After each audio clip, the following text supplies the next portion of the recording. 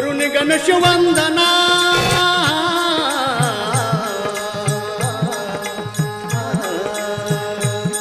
आज करून गणेश वंदना आज करून गणेश वंदना पार्वती नंदना कार्यारमी पूजन गणेशाला कार्यारमी पूजन गणेशाला कार्यारमी पूजन गणेशाला कार्यारमी पूजन गणेशाला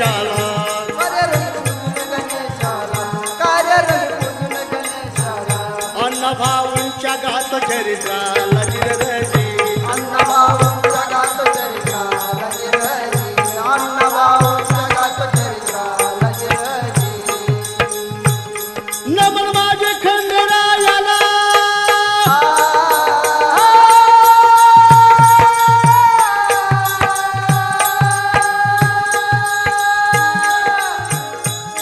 नमन माझे खंडेरायाला ज्योतिर्लिंगाला नावजी संताला वाटेगावच्या त्या भैरवाला वाटेगावच्या त्या भैरवाला वाटेगावच्या त्या भैरवाला वाटेगावच्या त्या भैरवाला वाटेगावच्या त्या भैरवाला वाटेगावच्या त्या भैरवाला तुळजापूरच्या त्या भवानी मातेला तुळजापूरच्या त्या भवानी मातेला तुळजापूरच्या त्या भवानी मातेला कोल्हापूरच्या त्या अंबाबाईला कोल्हापूरच्या त्या अंबाबाईला कोल्हापूरच्या त्या अंबाबाईला नायक बाकुल दैवताला नायक बाकुल दैवताला तुम्ही यावे याच समयाला पूर्ती जावी कला गाण्याला कला गाण्याला गिरहाजी कला गाण्याला गिरहाजी कला गाण्याला गिरहाजी 1920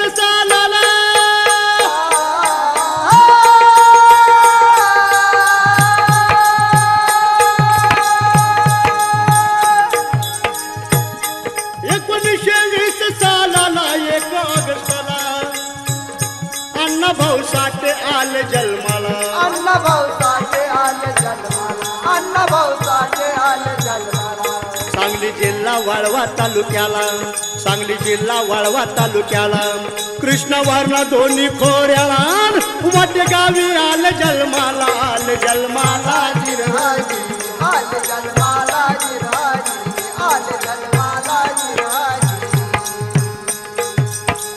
सांगली जिल्ह्यात कृष्णा आणि वारणा या दोन खोऱ्यामध्ये विविध वृक्षांनी नटलेल्या वाटेगावमध्ये एका गरीब कुटुंबामध्ये अण्णांचा जन्म झाला. त्यावेळी या वाटेगावमध्ये इंग्रजांनी गुन्हेगार समजून 3 वेळची हजेरी लावलेल्या मांग जातीत अण्णा जन्माला आले. काटेरी निवडुंगाच्या कोणवड्यात तबलेल्या मांगवाड्यात अण्णा आपले पोट कसे तरी भरत होते. त्यावेळी आपल्या भारतावर इंग्रजांची सत्ता होती आणि या इंग्रजांच्या जुलमी सत्तेविरोधात खोल उठलेल्या मांग समाजातील साधू ध्वंसीकर बळी फकीरा यांनी बेडसगावचा सरकारी खजिना लुटून दक्षिण सत्तेची पहिली सलामी दिली.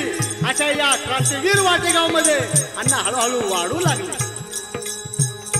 अण्णांचे वडील हे मुंबईला माळी काम करून आपला संसार कसा तरी चालवित होते. अण्णांच्या वडिलांना वाटायचं की आपल्या मुलांना खूप शिकावं, मोठं व्हावं आणि समाजात नाव कमवावं. बघता बघता अण्णा 10 वर्षाचे झाले आणि त्याच वेळी अण्णांना शाळेत घातलं. 1930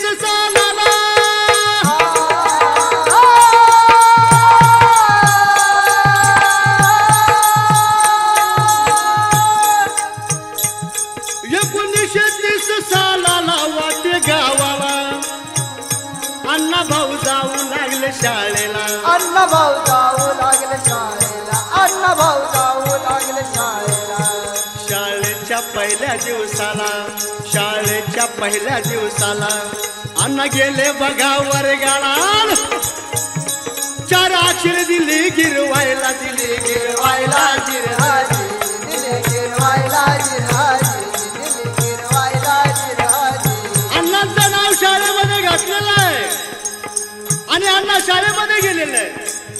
शाळेचा तो पहिला दिवस होता. अण्णा आपल्या वर्गामध्ये गेलेले. त्यांच्या निदर्शनास काय आलं? महार मांग चांबार अशा वेगवेगळ्या जातींची मुलं वेगवेगळ्या रांगेत बसलेली होती.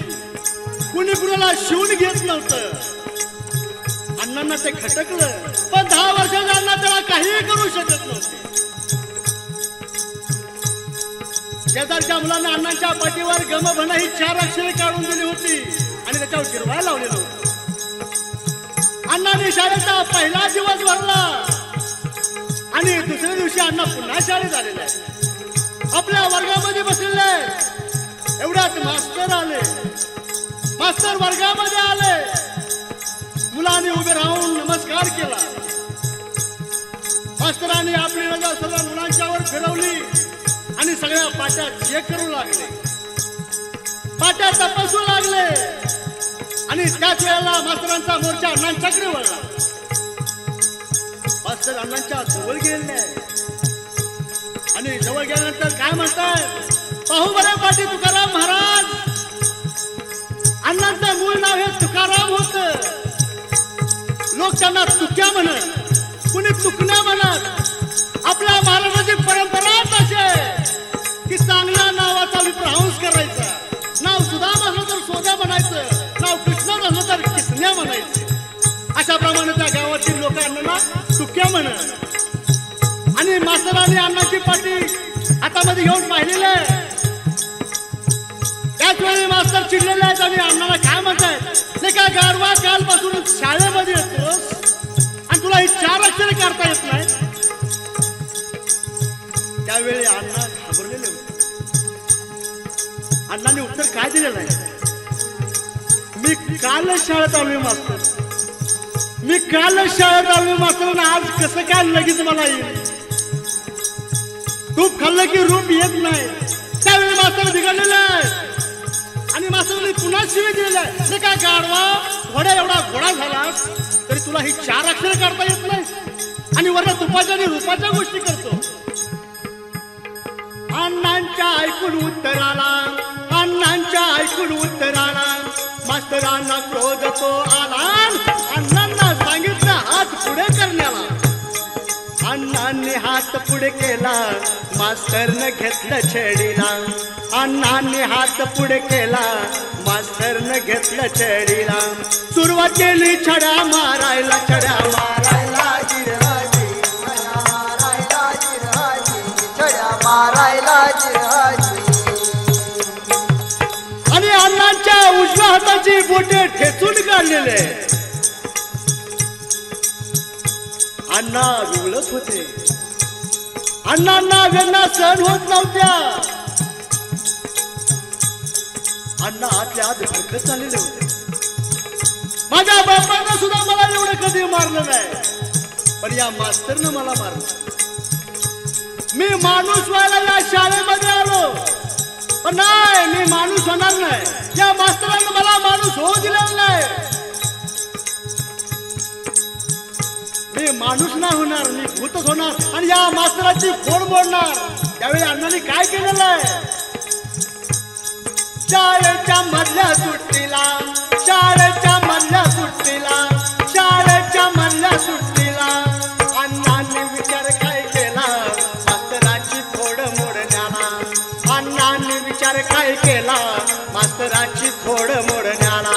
दगड घेऊन आले वर्गाला, आले वर्गाला जिरहाजी, आले वर्गाला जिरहाजी, आले वर्गाला जिरहाजी. आणि शाळेची मधली सुट्टी होतात अण्णा बाहेर गेलेले आणि शाळेच्या बाहेर जाऊन नारळाला दगड घेऊन वर्गात आलेले. वर्ग शांत बसलेला होता. मास्तर समोर टेबलावर काहीतरी लिहित बसलेले होते आणि एवढाच मुकामा अण्णांनी साधला आणि भरकन दगड त्या मास्तराच्या छातीमध्ये घातलेला आहे आणि मास्तरांना धरणीवर पाडलेला आहे. दगड मारून त्याने मास्तराला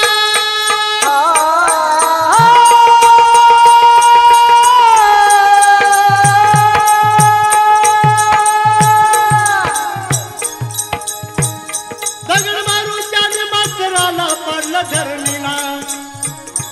अण्णा हे लागले बघा पळण्याला, अण्णा हे लागले बघा पळण्याला, अण्णा हे लागले बघा पळण्याला. शाळेत गोंधळ झाला, शाळेत गोंधळ झाला. तुक्या मागानं दगड मारला, तुक्या मागानं दगड मारला. रामराम ठोकला त्याने शाळेला, त्याने शाळेला. शाळेला जिराजी त्यानी शाळेला जिराजी त्यानी शाळेला जिराजी. आणि मास्तरांना दगड मारून अण्णांनी शाळेला राम राम ठोकलेलं आहे. फक्त 1.5 दिवस ते शाळेत गेलेला आणि शाळेला राम राम ठोकलेलं आहे. आणि ही तक्रार मास्तरांनी त्या गावच्या पंचांच्याकडे केलेली आहे. त्या गावचे पंत म्हणजे त्या गावचं कोर्ट. पंतांनी अण्णाच्या वडिलाला आणि अण्णांना बोलावून घेतलेलं आहे. आणि अण्णा आणि त्यांचे वडील पंतांच्या घरी गेले. आणि घरी गेल्यानंतर पंतांनी अण्णांचा हात पाहिला. त्यावेळेला पंतांच्या सुद्धा डोळ्यातून अश्रू येऊ लागले, अंतकरण भरून आलं. त्यावेळी मास्तराला काय म्हणाले, ज्ञानेश्वरांनी जे रेडामुखी वेद बोलवले तो रेडा कोण होता? तर तो रेडा सारा दलित वर्ग होता, हा दलित समाज होता. आज मुलगा उद्या शिकला तर तुझ्याचा तुकाराम होईल आणि दलिताचा ज्ञानेश्वर होईल. संत तुकाराम महाराज हे सगळे वैकुंठाला गेले, पण हा तुकाराम इंग्लंड अमेरिकेला जाईल. तेव्हा मास्तर मुलांना प्रेमानं शिकवलं पाहिजे, प्रेमानं वागवलं पाहिजे. मग तो कोणत्याही जातीचा मातीचा असो, हे लक्षात ठेवा. निघा. पण त्याच वेळी मास्तराची भंभेरी उडालेली आहे, मास्तरांची बोबडी वळलेली आहे. त्यांना काय बोलावं असं काही कळतच नव्हतं आणि त्याने आपलं घर घातलेलं आहे. राम ठोकला त्या निशाळाला,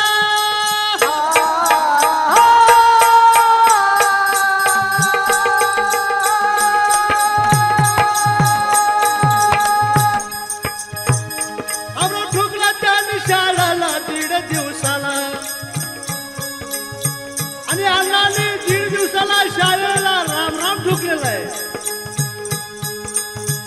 एवढ्यात काय झालेलं आहे, आपल्या महाराष्ट्रामध्ये दुष्काळाला थैमान घातलेला आहे, दुष्काळाचा वणवा भडकलेला आहे. 1932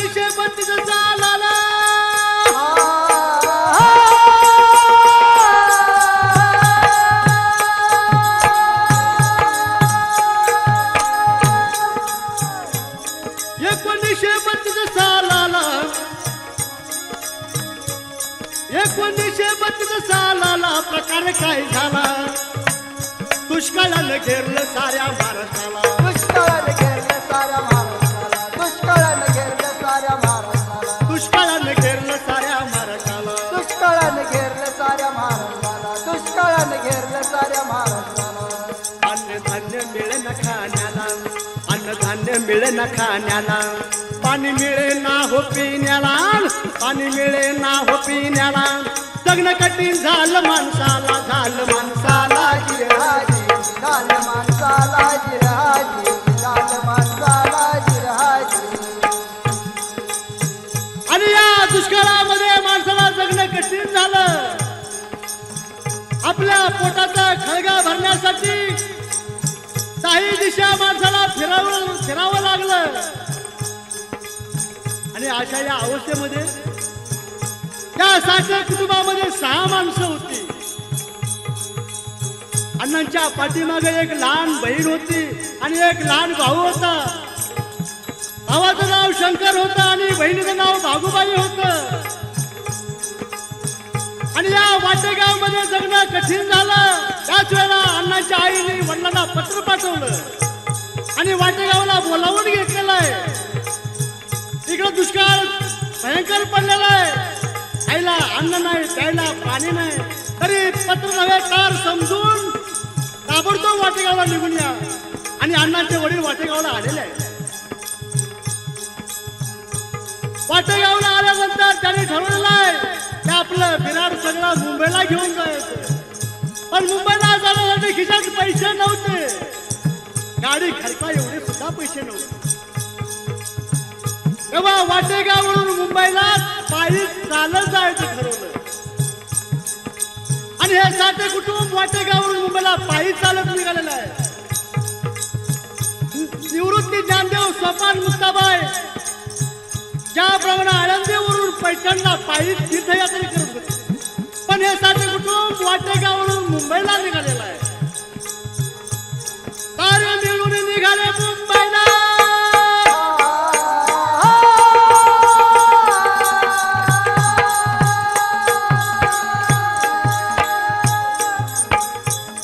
कार्य मिळून निघाले मुंबईला पोट भरण्याला. आई वडील हे वाट काढण्याला. आई वडील हे वाट काढण्याला. आई वडील हे वाट काढण्याला. अण्णाही होते त्यांच्या जोडीला. अण्णाही होते त्यांच्या जोडीला. अण्णाही होते त्यांच्या जोडीला. शंकर खांद्यावर बसलेला. शंकर खांद्यावर बसलेला. भागुबाई धरून बोटाला. भागुबाई धरून बोटाला. पायी चालत निघाले मुंबईला. निघाले मुंबईला जिरहाजी निघाले. मुंबईला जिरहाजी निघाले. मुंबईला जिरहाजी. आणि हे साठे कुटुंब वाटेगावरून मुंबईला पायी चालत निघालेलं आहे. मुंबईचा रस्ता कापत आहे. गावोगावी मुक्काम करीत एक महिन्याने ते पुण्याला पोचलेले आहे. आणि या पुण्याला आल्यानंतर पुणे स्टेशन जवळ एका धर्मशाळेत त्यांनी आपलं वास्तव्य केलेलं आहे. त्या धर्मशाळेमध्ये काही बिराड येत होती, काही बिराड जात होती, पण येणारा बिराड हे आपला दारिद्र्य घेऊनच येत होत. आणि ज्या वेळेला हे साठे कुटुंब या धर्मशाळेमध्ये आलं त्यावेळेला रात्रीचे 8 वाजलेले होते. अंधार मी म्हणत होता. काही बिराडांनी चुली पेटवलेल्या होत्या आणि या चुलीच्या उजेडात काही बिराडांची मुलं पोटाची खळगी भरत होती. काही मुलं भाकरीसाठी रडत होती. आणि या धर्मशाळेत फक्त दारिद्र्यानंच वास्तव्य केलेलं होतं. आणि अशा या धर्मशाळेत त्या साठे कुटुंबानं 10 दिवस राहिलेले आहे. 10 दिवस मुक्काम केलेला आहे. आणि आपल्या गाडी खर्चा एवढा पैसा जमा करून पुणे स्टेशनवरून पॅसेंजर धरून सरळ कल्याण गाठलेला आहे. आणि कल्याणला गेल्यानंतर कल्याणला डोंगर फोडायचं काम चाललेलं होतं. या कामावर जाऊ लागलेलं आहे. 1932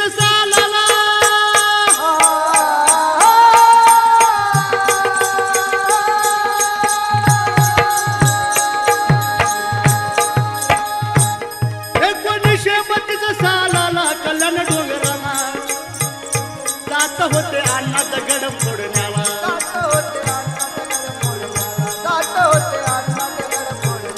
वडीलही होते त्यांच्या जोडीला. वडीलही होते त्यांच्या जोडीला. वडीलही होते त्यांच्या जोडीला. काय म्हणावे यांच्या गरिबीला. काय म्हणावे यांच्या गरिबीला. आसरा नव्हता साठे कुटुंबाला. झुंज देत होते गरिबीला. होते गरिबीला. जिरहाजी होते गरिबीला. जिरहाजी होते गरिबीला. जिरहाजी. आणि या दारिद्र्याशी झुंज देण्यासाठी माणसाला या काही करावं लागतं. माणसाची गरिबी ही फार वाईट असते.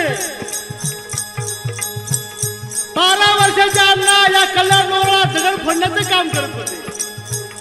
आणि हे दगड फोडण्याचं काम करताना त्यांच्या हाताला फोड उठलेले होते.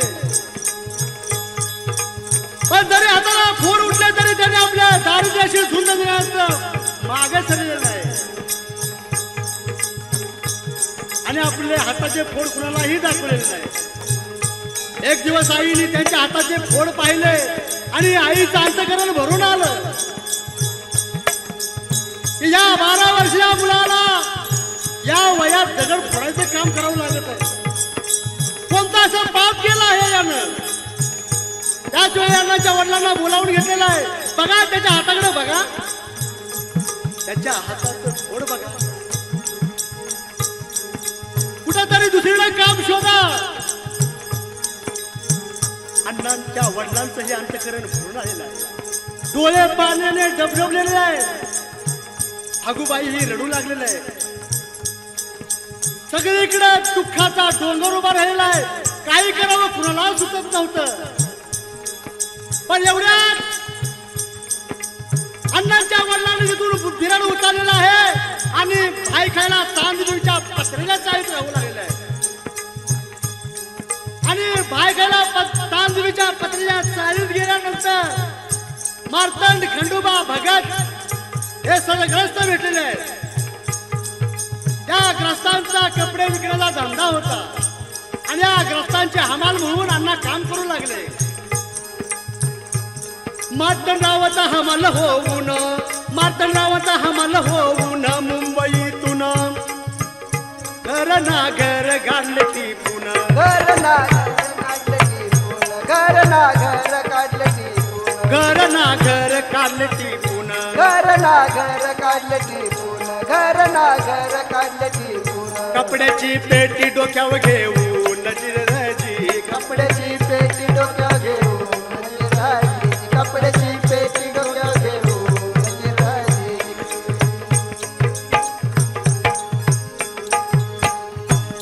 आपल्या डोक्यावर एखाद्या मर्याईच्या पेटाऱ्यासारखी कपड्याची पेटी घेऊन अण्णा साऱ्या मुंबईतून कपड्याची विक्री करू लागले. आणि त्याच वेळा त्याचा चुलत भाऊ भेटला. त्यांच्या चुलत भावाचं नाव ज्ञानू होतं. आणि भावाला भाव भेटताच एकमेकाला कडकडून मिठी मारलेले आहे.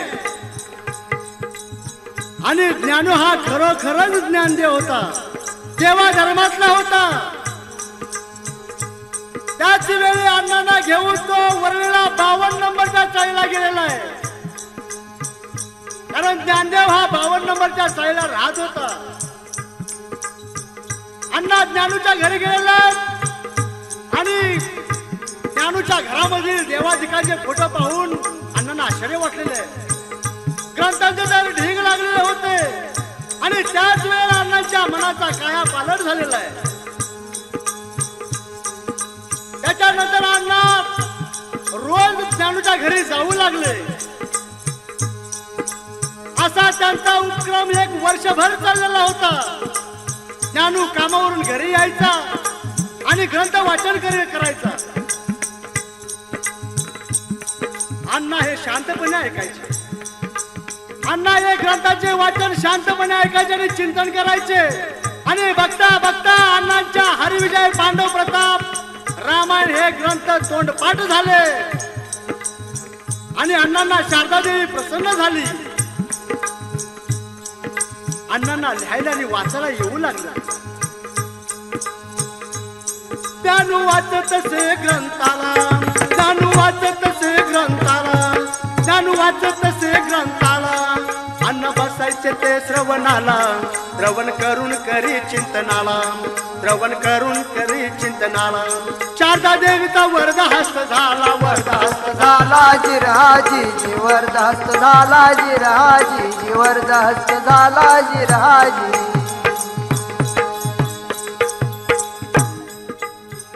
अण्णांना शारदा देवी हे प्रसन्न झालेले आहे. आणि अण्णांना लिहायला वाचायला येऊ लागलं. मात्र त्याच दरम्यान मुंबईमध्ये हिंदू मुसलमानांची जातीवादी दंगल सुरू झाली. हिंदू मुसलमानांच्या मशिदी पाडू लागला आणि मुसलमान हिंदूची मंदिरे उद्ध्वस्त करू लागले. तिकडे तिकडे जाळपोळ, कापाकापी, मारामारीला ऊत आला. आणि अशा अवस्थेमध्ये हे साठे कुटुंब भाई खेळायला चांदणी बीचच्या पत्र्याच्या चाळीमध्ये राहिला होता. आणि ही मुसलमानांची वस्ती असल्यामुळे तर दंगल होणार होती. आणि हे समजता त्याने आपलं कुटुंब हलवलेलं आहे आणि राहायला पाटुगा लेबर कॅम्पच्या पाठीमागे गेलेलं आहे. मात्र याच वेळेला त्या जातीय दंगली काही गिरणी कामगार आपलं काम सोडून आपल्या गावाला गेलेले आहे. त्यामुळे गिरणीतील काही खाती बंद पडलेले आहेत. आणि या गिरणीमध्ये काम करण्यासाठी माणूस मिळेनासा झालेला आहे. आणि त्याच वेळेला अण्णा गिरणी कामगार झाले. गिरणीतील सर्व साचे चालू लागले आणि हे साचे चालवता चालवता शब्दाला शब्द जोडू लागले. शब्दाला शब्द जोडून एक ओळ तयार होऊ लागली. ओळीला ओळ जोडून कविता तयार होऊ लागल्या. त्यांनी कवितेला पोळ्याला सुरुवात केली. प्रारंभ केला कवितेला.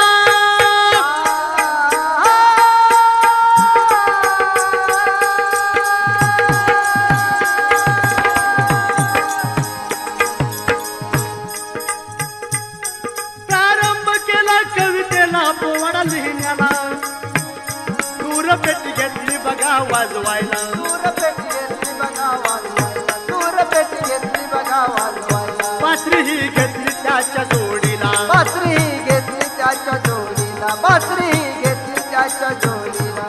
बुलबुलचं रंग आणलंय शिकण्याला. बुलबुलचं रंग आणलंय शिकण्याला. डपतून तुन घेऊन साथीला. डपतून तुन घेऊन साथीला. सुरुवात केली त्यानी शाहिरीला. त्यानी शाहिरीला जिरहाजी. त्यानी शाहिरीला जिरहाजी. त्यानी शाहिरीला जिरहाजी. आणि अण्णांनी गिरणीमध्ये काम करत करत आपल्या शाहिरीला सुरुवात केलेली आहे. सभा मिरवणुका याच्यामध्ये अण्णा तन्मयतेने भाग घेऊ लागलेले आहेत. मात्र याच वेळेला काय झालेलं आहे, 1934 सालाला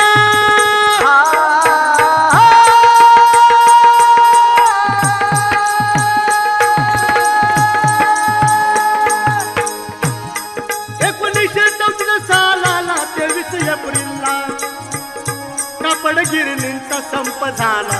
कापड गिरणींचा संप झाला. कापड गिरणींचा संप झाला. गिरणी कामगार संतापलेला. गिरणी कामगार संतापलेला. अण्णांनी त्याच वेळेला. अण्णांनी त्याच वेळेला गायले आपल्या शाहिरीला. आपल्या शाहिरीला जिरहाजी. आपल्या शाहिरीला जिरहाजी. आपल्या शाहिरीला जिरहाजी.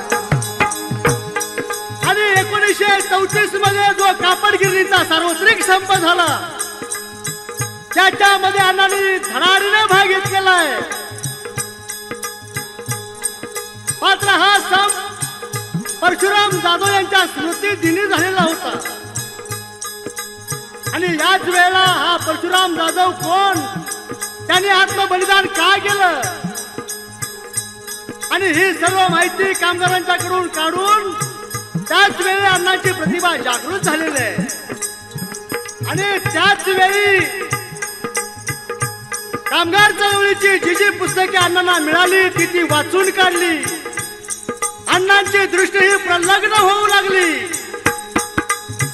आणि या भांडवलदारांच्या विरोधात खंबीरपणे उभे करण्यासाठी त्यांनी कामगारांना आपल्या शाहिरीतून काय सांगितलं.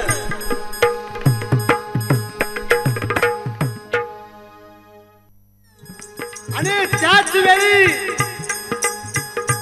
कामगार चळवळीची जी जी पुस्तके अण्णांना मिळाली ती वाचून काढली. अण्णांची दृष्टी ही प्रलग्न होऊ लागली. आणि या भांडवलदारांच्या विरोधात खंबीरपणे उभे करण्यासाठी त्यांनी कामगारांना आपल्या शाहिरीतून काय सांगितलं. एकजुटीचा नेता झाला. एकजुटीचा नेता झाला. कामगार तयार. एकजुटीचा नेता झाला. कामगार तयार. बदलाया दुनिया ही सारी. बदलाया दुनिया ही सारी. तुम दुमली ललकार. बदलाया दुनिया ही सारी. तुम दुमली ललकार. बदलाया दुनिया ही सारी. तुम दुमली ललकार. बदलाया दुनिया ही सारी. तुम दुमली ललकार. बदलाया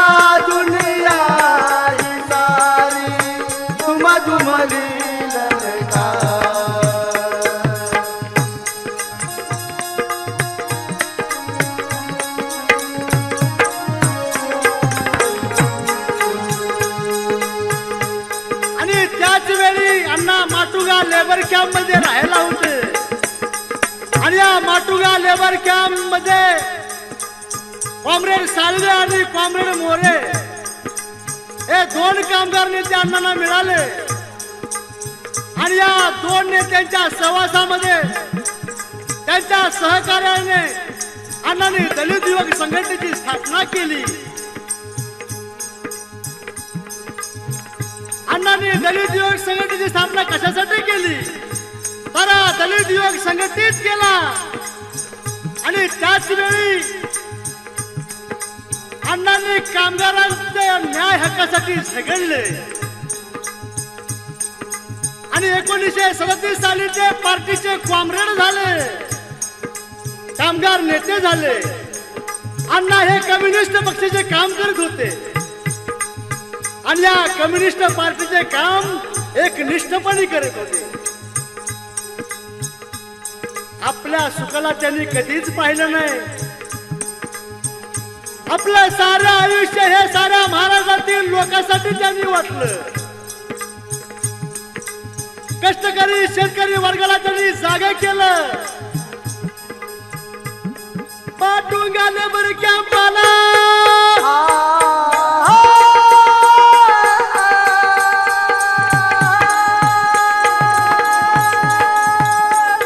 माटुंगा लेबर कॅम्प आला 35 सालाला. साळवे मोरेंना घेऊन साथीला, साळवे मोरेंना घेऊन साथीला, साळवे मोऱ्यांना घेऊन साथीला.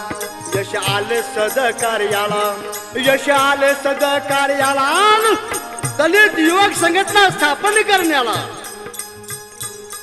यश आले सदकार्याला.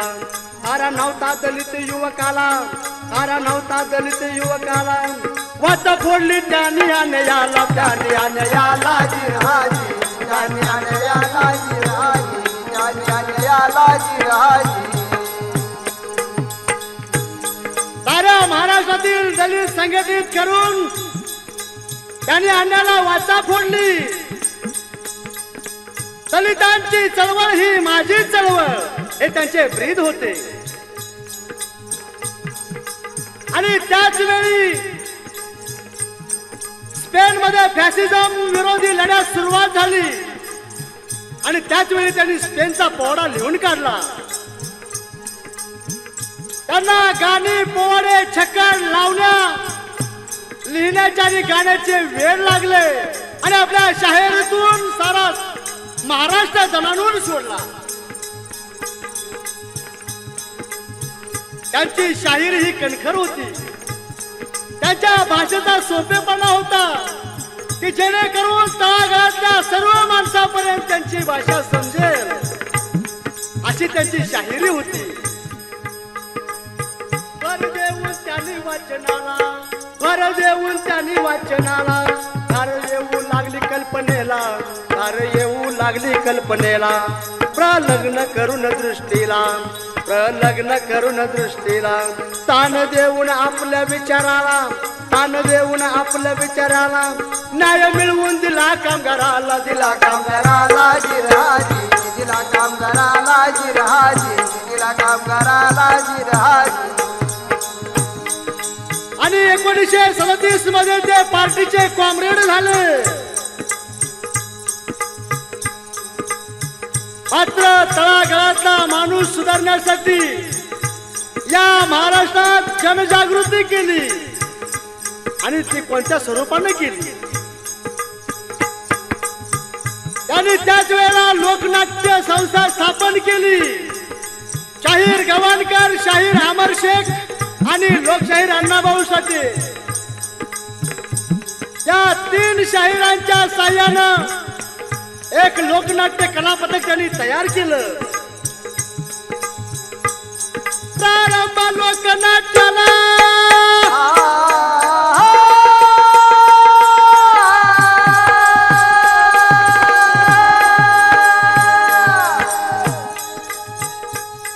प्रारंभ लोकनाट्याला कला पथकाला. पथकाची सुरुवात झाली कार्याला, पथकाची सुरुवात झाली कार्याला, पथकाची सुरुवात झाली कार्याला, पथकाची सुरुवात झाली कार्याला. पथकाची सुरुवात झाली कार्याला.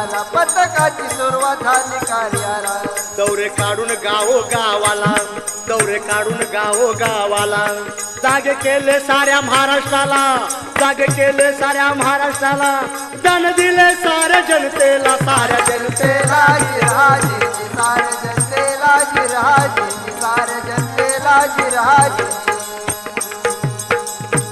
त्यांनी लोकमंत्री हे वगनाट्य बसवलं मात्र हे लोकमंत्री वगनाट्य सादर करण्यास त्यावेळेचे मुंबईचे मुख्यमंत्री मोरारजी भाई देसाई यांनी बंदी हुकूम जाहीर केला होता पण या बंदी हुकुमाला अण्णा भ्याले नाही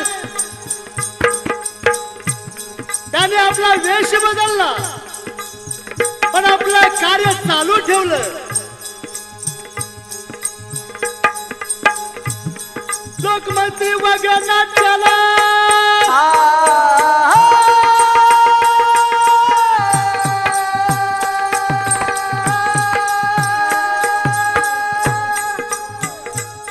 लोकमंत्री वगनाट्याला सादर करण्याला मुख्यमंत्र्यांनी बंदी हुकूम जाहीर केला आणि वॉरंट सोडले अण्णांना पकडण्याला त्यावेळी अण्णांनी काय केलेलं आहे अण्णांनी त्याच समयाला त्यांनी बदलून आपल्या वेशाला अण्णांनी त्याच समयाला त्यांनी बदलून आपल्या वेशाला सादर केले वगनाट्याला वगनाट्याला गिराजी वगनाट्याला गिराजी वगनाट्याला गिराजी साऱ्या महाराष्ट्रात दौरे करून अण्णांची शाहिरी गाजू लागली नागपूर वराड प्रांतात दौरे काढून सुमारे 250 कार्यक्रम केले खेडो पाड्याच्या कार्यक्रमाला जत्रेचे स्वरूप यायचे 10 ते 25 मैलावरील लोक अण्णांचा कार्यक्रम पाहण्यासाठी हजर राहायची कोणी बैलगाडीतून यायचं तर कोणी पायी चालत यायचं आणि याच लोकनाट्याला 1945 साली त्या लोकनाट्य संस्थेच्या रंगभूमीवर लोकप्रियता मिळाली आणि ज्या वेळेला नागपूर दौरा त्यांचा होता त्यावेळी अण्णा नागपूरला गेलेला आहे सारं नागपूर ज्यांना देव मानत ते संत तुकडोजी महाराज या कार्यक्रमाला उपस्थित होते त्यांनी अण्णांचा कार्यक्रम पाहिला आणि त्याच वेळेला त्यांनी त्या स्टेजवर जाऊन आपल्या तोंडून काय विचार काढलेला आहे बाय बंधूनं बाय बहिणीनं हे लोकनाट्य म्हणजे प्रभावी कलेचे जिवंत भांडार आहे लोकनाट्य हे ज्ञानाचा जिवंत झरा आहे ही मंडळी जिवंत मड्यासाठी रडलेली आहे उद्या मरणाऱ्याला आज वाचवा म्हणून ठाव फोडून सांगू लागलेले राजकर्त्याला साऱ्या जगाला धोक्याचा इशारा देत आहे अण्णा भाऊ न शिकलेले असूनही त्यांना शारदा देवी प्रसन्न झाले आहे आणि कला ही झोपडी जन्माला येते आणि राजमहालात फक्त दुसऱ्याचे रक्त शोषणारे डेपुन जन्माला येतात आणि एवढं भाषण त्यांनी केलेलं आहे आणि आपलं भाषण संपवलेलं आहे मात्र त्याच वेळी अण्णांच्या लिखाणाला वेग आलेला होता अण्णा कथा कादंबऱ्या लिहू लागले अण्णांच्या लिहिण्याची सातारी तऱ्हा प्रभावी वर्णन शैली शेकडो श्रोत्यांची मने हेलावून टाकणारा कणखरपणा होता कल्पनेची भरारी भाषेचा सोपेपणा आणि या सर्व गोष्टी त्यांच्या काव्यात होत्या लिखाणात होत्या म्हणून ऐकणारा रसिक वर्ग या कामगार कवीचे स्वागत करू लागला अण्णा हे 1.5 दिवसाची शाळा शिकून अण्णांनी 45 कथा कादंबऱ्या लिहिल्या त्यांनी फकीरा लिहिला बंडखोर तात्या लिहिला अलगूज माकडीचा माळ अशा नाना तऱ्हेच्या कादंबऱ्या अण्णांनी लिहिल्या आणि भारतातच नव्हे तर सर्व जगामध्ये प्रसिद्ध झाल्या मात्र याच वेळी आपल्या महाराष्ट्रामध्ये संयुक्त महाराष्ट्राची चळवळ सुरू झाली.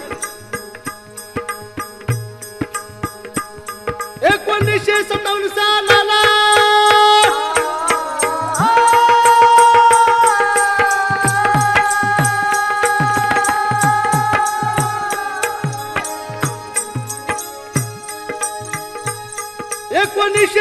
सालाला प्रारंभ झाला आणि महाराष्ट्राच्या संयुक्त चळवळीला सुरुवात झालेली आहे. 1957 सालाला प्रारंभ झाला संयुक्त महाराष्ट्राच्या चळवळीला.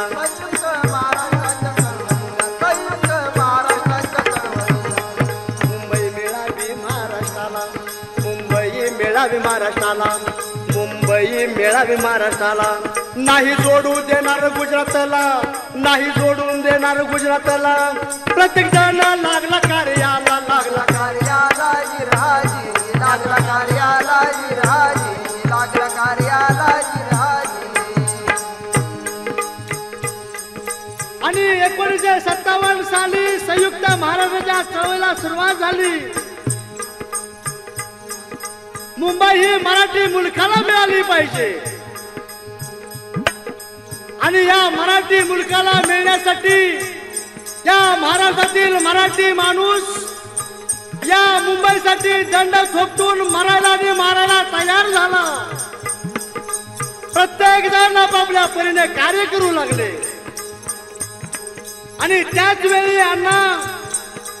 अण्णांनी काय ठरलेलं आहे की आपणही या महाराष्ट्रात जन्मलो आहोत आणि या महाराष्ट्रातच मरणार आहोत, तर आपल्यालाही या मुंबईसाठी काहीतरी करायला हवं.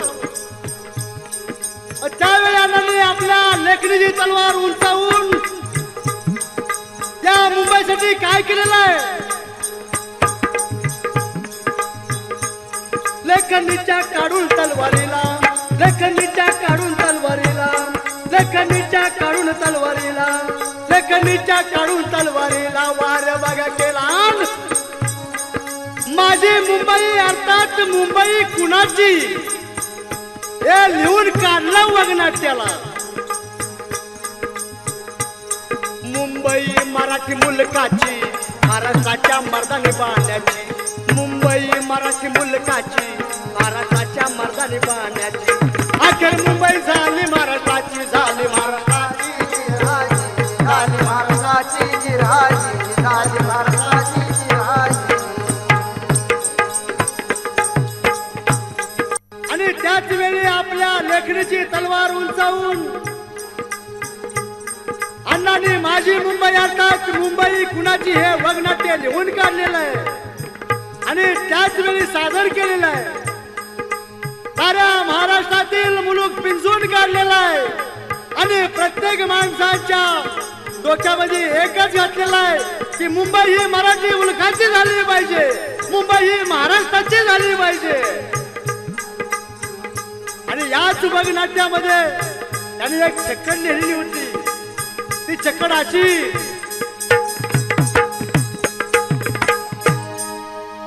माझी मैना गावावर राहिली,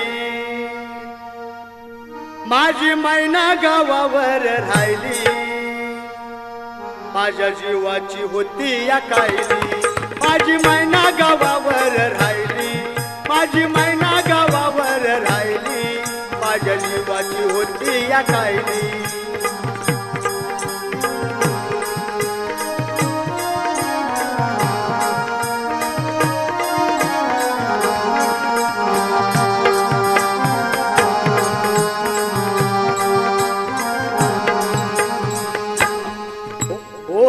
बांधा रंग धवळा कोर चंद्रा उदात गुणाची, मोठ्या मनाची. सीता ती माझी रामाची, हसून बोलायची, मंद चालायची. रेखीव भूया कमान जणू इंद्रधनुची, हिरकणी हिऱ्याची, काठी आंधळ्याची. तशी ती माझ्या गरीबाची. मैना रत्नाची खान, माझा जीव की प्राण. मैना रत्नाची खान माझा जीव की प्राण नसे सुखाला वाण तिच्या गुणाची छकड मी गायली तिच्या गुणाची छकड मी गायली माझ्या जीवाची होती या कायली माझी मैना गावावर राहिली माझी मैना गावावर राहिली माझ्या जीवाची होती या कायली माझ्या जीवाची होती या कायली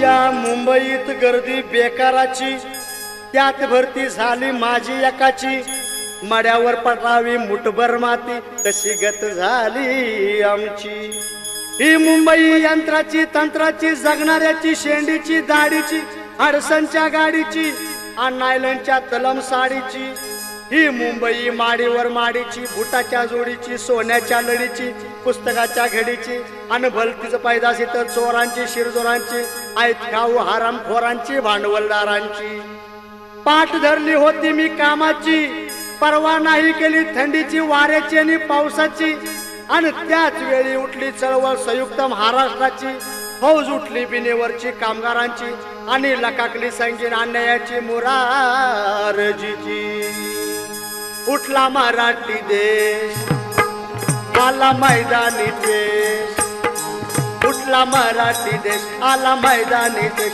शत्रू करण्या नामशेष दार मर्दानी रक्ताची वाहिली दार मर्दानी रक्ताची वाहिली माझ्या जीवाची होती या कायली माझी मैना गावावर राहिली माझी मैना गावावर राहिली माझ्या जीवाची होती या कायली माझ्या जीवाची होती या कायली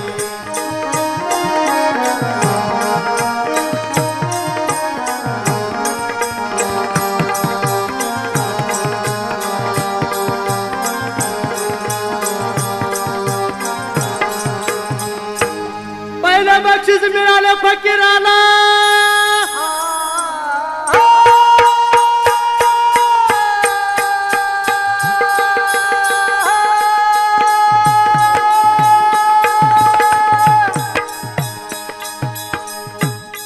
पहिलं बक्षीस मिळालं फकीराला 61 सालाला राजमान्यता मिळाली साहित्याला राजमान्यता मिळाली साहित्याला राजमान्यता मिळाली साहित्याला अण्णांचा गौरव झाला अण्णांचा गौरव झाला भाग्य आले बघा उदयाला भाग्य आले बघा उदयाला अण्णा गेले तेव्हा रशियाला गेले रशियाला जिराजी गेले रशियाला जिराजी गेले रशियाला जिराजी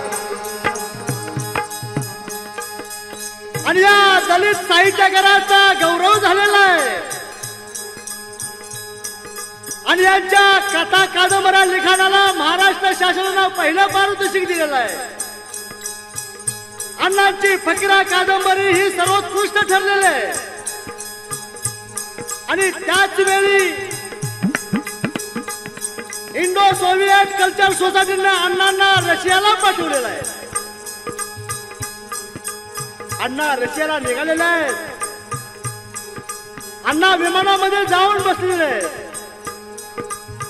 त्यावेळी अण्णांच्या डोळ्यामध्ये अश्रू आलेले आहेत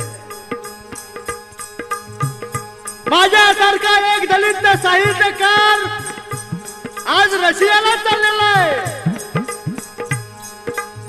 माझी आई असती तर काय म्हणाली असती माझे वडील असते तर काय म्हणाले असते की 1.5 दिवसाची शाळा शिकून आज माझा मुलगा रशियाला चाललेला आहे किती आनंद झाला असता त्यांना किती आनंद झाला असता पण आज ते हयात नाहीत आनंद झाला महाराष्ट्राला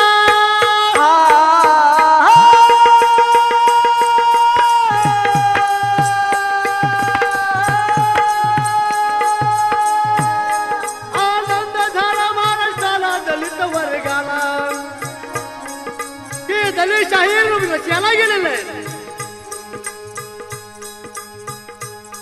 आनंद झाला महाराष्ट्राला दलित वर्गाला दलित शाहीर गेले रशियाला दलितशाही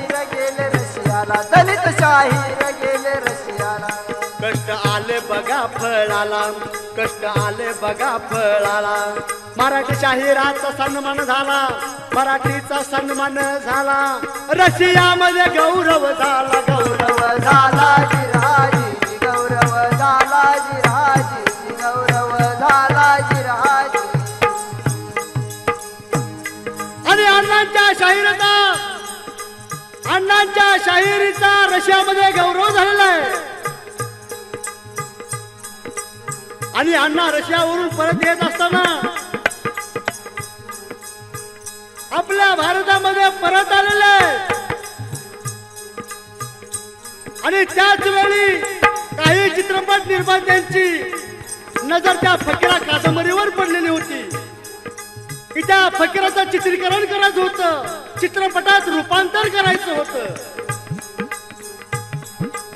पण इंग्रजांच्या खजिन्यावर दरोडा टाकणारा फकीरा त्या निर्मात्यांना उभा करणं शक्य नव्हतं. म्हणून त्याच वेळी शाहीर गव्हाणकर, लोकशाहीर अण्णाभाऊ साठे आणि दिग्दर्शक म्हणून चंद्रशेखर यांना जोडीला घेतलेला आहे.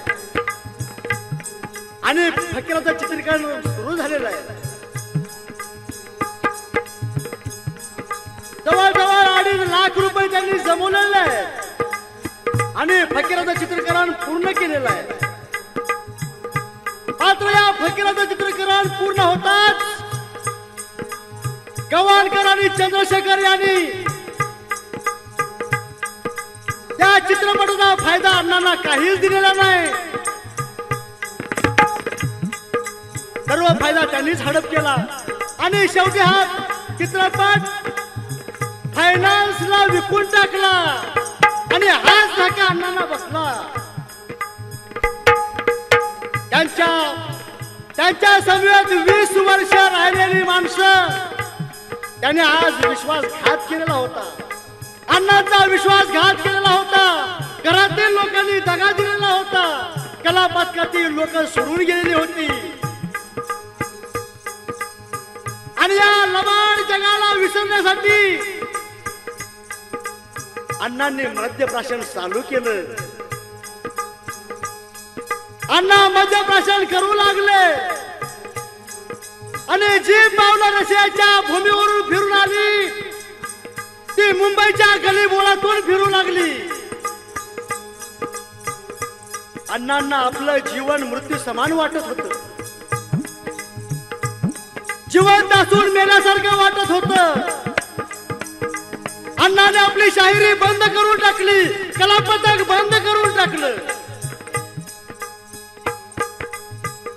अण्णांना जिवंत असून मेल्यासारखं वाटत होतं. प्रत्येक लेखक आपलं आत्मचरित्र जीवनाकडून मृत्यूकडे लिहितो.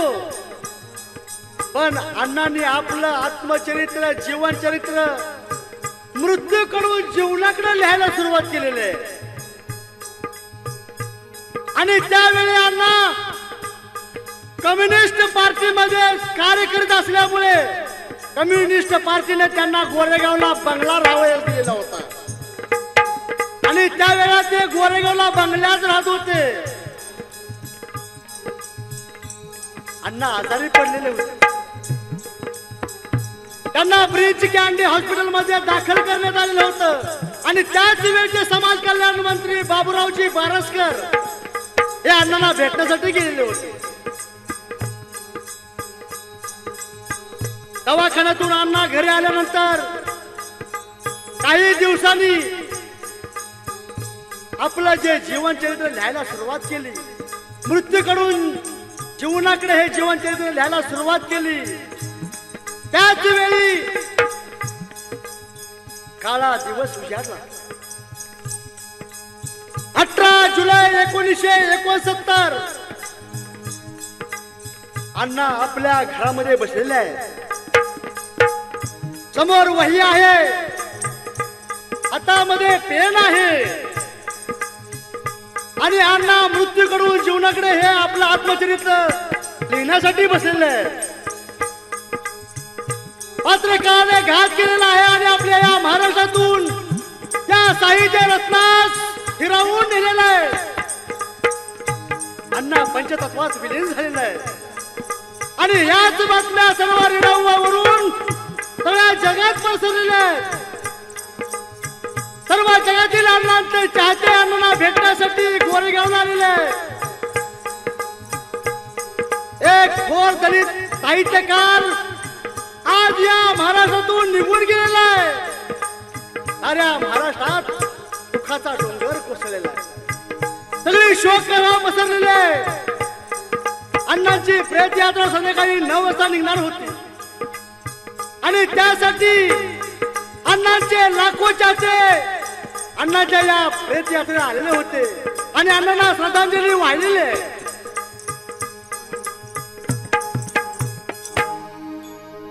दीप विझला अंधार पडला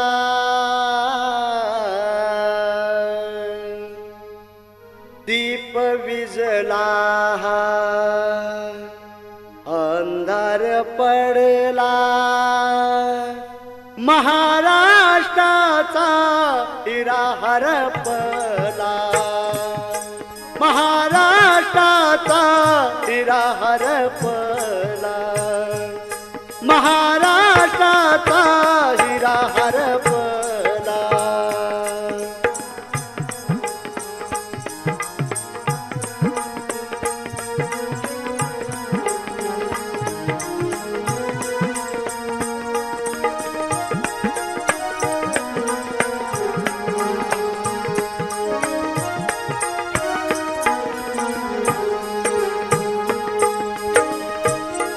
प्रणाम माझा शाहिराला प्रणाम माझा शाहिराला त्यांच्या शाहिरीला साहित्य रत्नांच्या साहित्याला साहित्य रत्नांच्या साहित्याला साहित्य रत्नांच्या साहित्याला साहित्य रत्नांच्या साहित्याला साहित्य रत्नांच्या साहित्याला साहित्य रत्नांच्या साहित्याला. मुक्कामी केवळ गावाला मुक्कामी केवळ गावाला मुक्कामी केवळ गावाला कराड तालुक्याला सातारा जिल्ह्याला नळ गायकवाड गातो पवड्याला गातो पवड्याला जिरहाजी गातो पवड्याला जिरहाजी गातो पवड्याला जिरहाजी गातो पवड्याला जिरहाजी गातो पवड्याला जिरहाजी.